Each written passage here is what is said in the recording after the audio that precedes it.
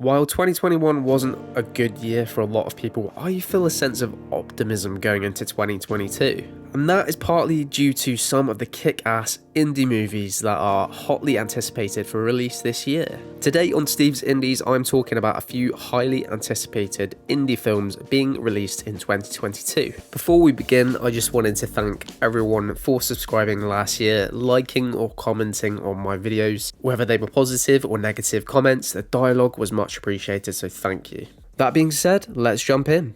And what the hell do I say about this bonkers, crazy, ridiculous trailer that is of everything, everywhere, all at once? In true indie style, it's a genre that's hard to define, but from watching the trailer, I'd say action comedy similar to the likes of Scott Pilgrim, Inception, or The Matrix. Michelle Yeoh stars in what is described as an interdimensional action film, a film from Daniel Z.S. both Kwan and Scheinhardt, directing and writing, about an exhausted Chinese-American housewife that is struggling to pay her taxes, but can also tap into other dimensions and somehow is an expert in martial arts. Fighting off bad guys to save the world. It sounds crazy, but interestingly, the multiverse is mentioned, which I believe will be a big thing in the cinema space in 2022. Also, for all you Indiana Jones and the Temple of Doom and Goonies fans, Data/Short Round has resurfaced as Ke Huy Quan takes up the role of Michelle's hilarious and hopeless husband. If anything, this A24 release looks like it's going to be a hell of a lot of fun. I'm a huge fan of Vikings and anything that's kind of historically related, so when you combine that with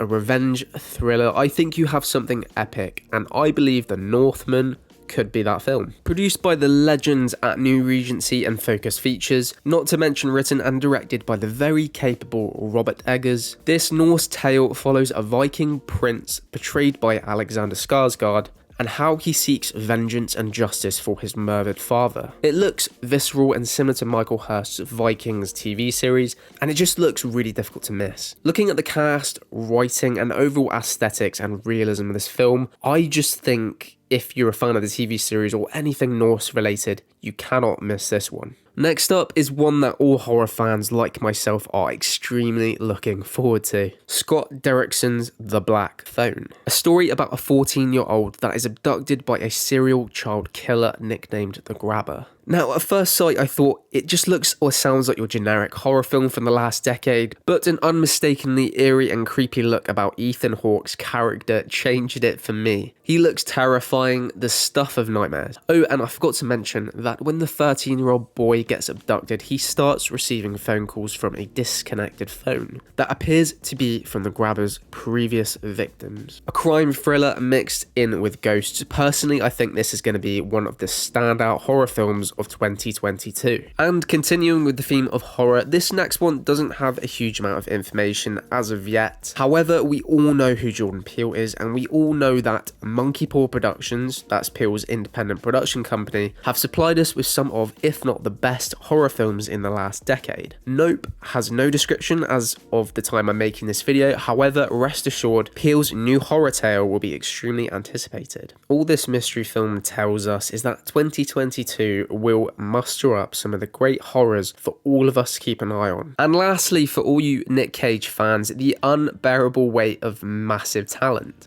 An upcoming American action comedy starring Nicolas Cage about the real Nicolas Cage. And no, it's not a documentary, the trailer is surprisingly vague, but as best I can describe to you, it's a film based on a fictionalized version of the legendary, mythical, and often extremely over-the-top actor, who was offered $1 million from a ridiculously rich superfan to attend his party. Things turn south, and the best part about this, he has to become some of his most beloved and revered characters in order to save the day. It's strange that Nick would accept to do a film like this in my opinion. I mean, think about it. It's almost extremely narcissistic in a comical, satirical way. Not to mention, as strange as it sounds, I think acting himself and returning to the mindset of all of his iconic characters must be tough. This is a very interesting homage to him and could go either way. I mean, even the title tells us that Nick is mocking his his own comical legacy. And I mean that in the most respectful way possible. I've seen hundreds of those memes and love every single one of them. Nick's quotes will never be forgotten, and neither will his films. So there you have it. I hope you've enjoyed this video. Please like and subscribe for similar content. And again, thank you very much to everyone that subscribed in 2021. Hopefully you all had a great Christmas or winter holiday, wherever you're from. Stay tuned for more weekly content, and on that note, take care everybody.